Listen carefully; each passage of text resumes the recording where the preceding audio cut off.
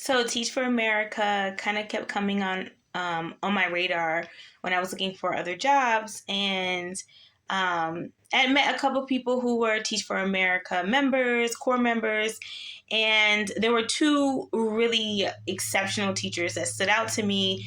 But there were also some other issues that I had with Teach for America.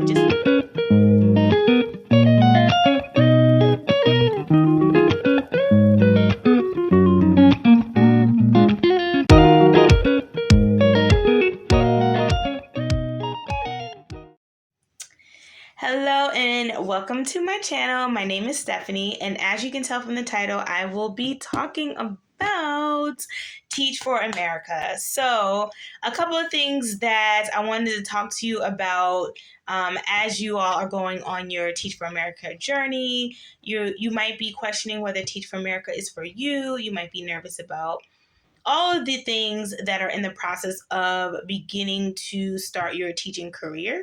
And so I just wanted to come and talk to you from my point of view about how my process has been going so far. So you will apply, and in the beginning, it's like some sample questions they will ask you, and really just be honest about your views about the questions. So they give you, sample questions that they're going to ask you your opinion about. And think about those questions as a whole. So think about how, from the perspective of the student, the parent, and administration. And that's what I did for all of the questions that they gave me. How is this affecting the student? How is this affecting the relationship between the administration, or looking at it from the administrator's point of view? And then also, how can we pull in parents as a supportive network in order to accomplish this goal? So they will ask you some pre-questions to get a feel for who you are as a person. And then you go to the next step. The next step is you're going to be working on a case study, and it usually has something to do with a racial discrimination within the school system.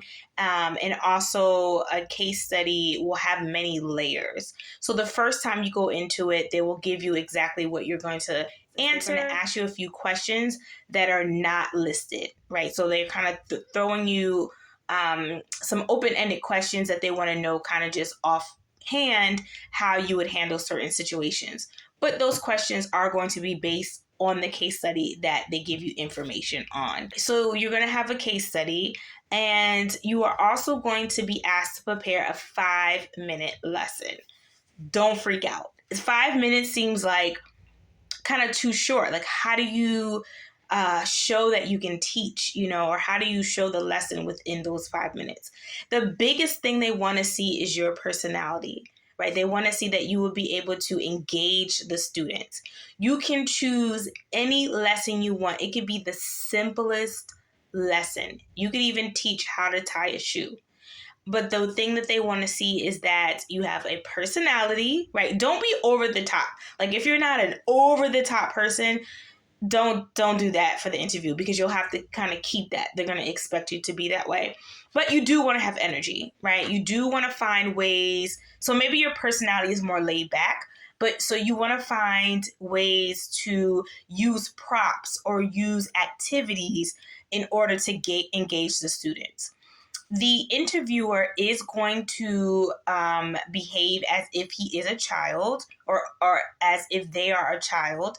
So you want to make sure that you are acting as if you are in that classroom. For me, I had a virtual interview.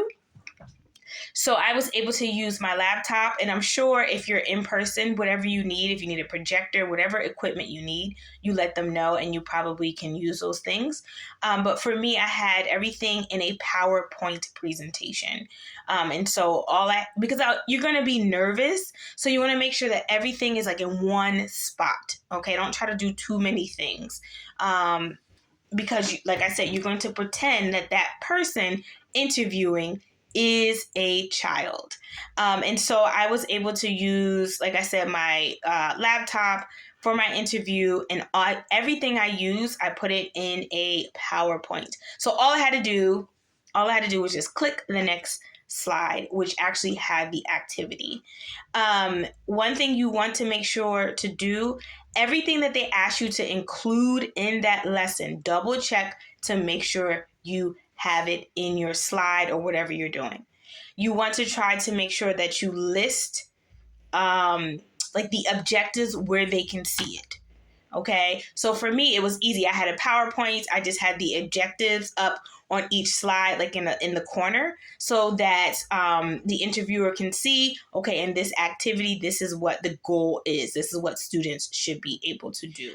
My suggestion is to find something that you find fun. So what I did was I did a very simple lesson about or using the game Would You Rather. Now, one thing that they're going to ask you, so make sure when you choose your lesson that you could do an extension lesson on.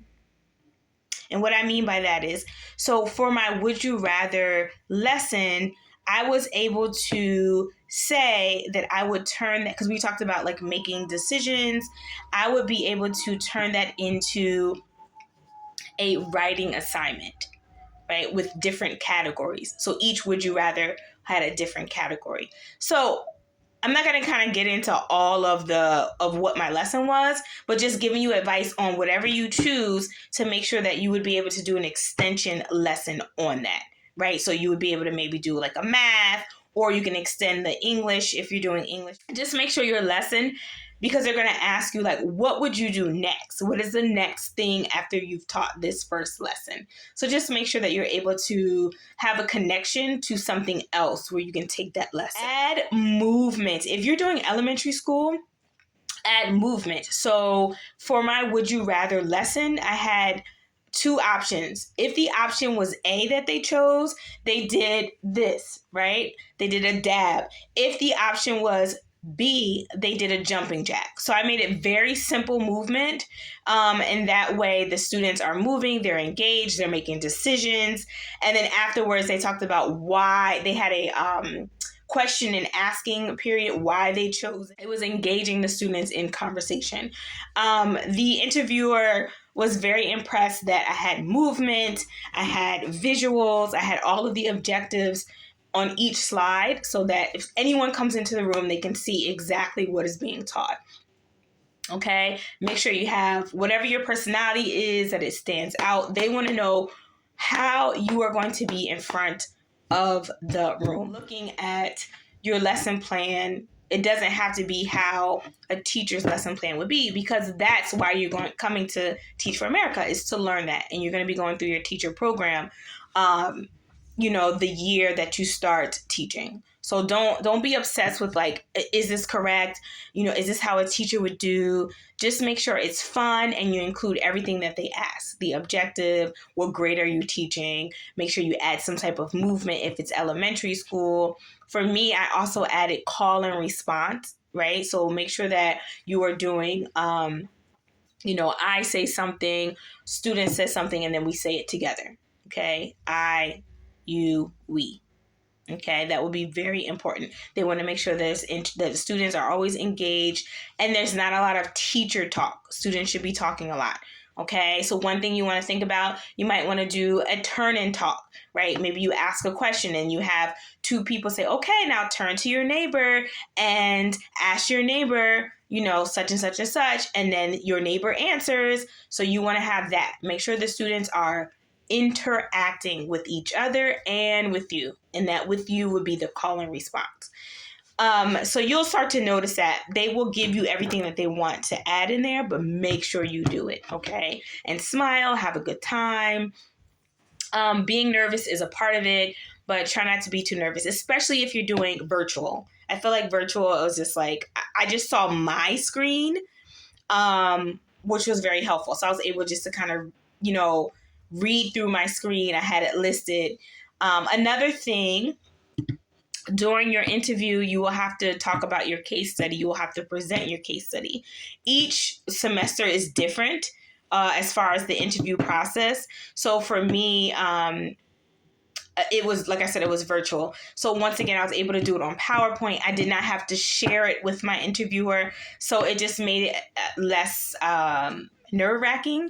So I was able to just kind of like read, but read with expression as if I'm talking to an actual principal, because they're going to ask you to write a proposal So there's 3 parts: case study, lesson plan, and a proposal. Case study is based off of information, research that they found. They want to know your opinion. The proposal is a scenario that you are given, and you're going to have to write a proposal to most likely a principal. So that was in mine. I had all of those: your information on your case study, your proposal, and then also your 5-minute lesson plan. For me, the 5-minute lesson plan happened first, so just be ready. And it actually makes it better. It's so easier just to get that out of the way. And they will time your lesson.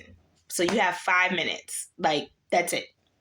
And they'll let you know, like, okay, you have 2 more minutes. So just practice your lesson. That's one thing I did.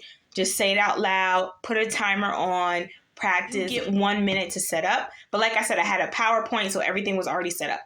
And they said, okay, tell me when you're ready.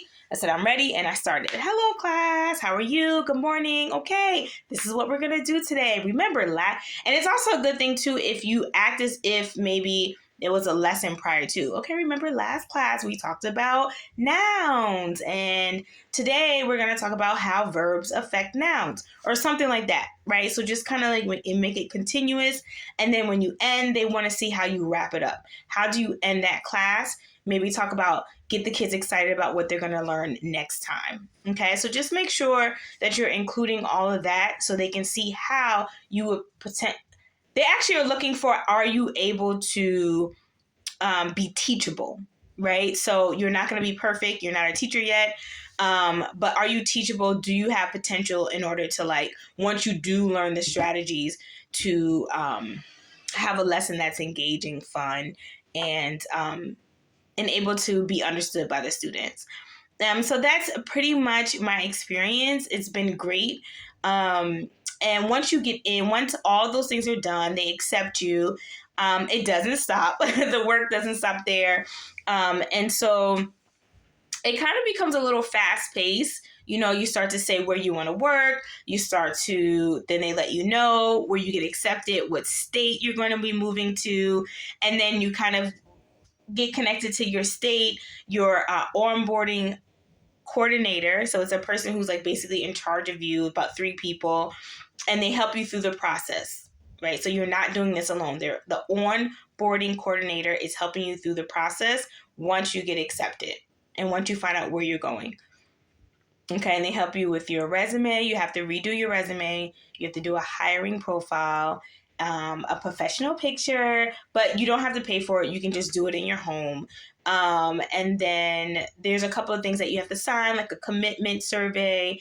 So you're constantly working. And then the biggest thing is you are studying for your praxis.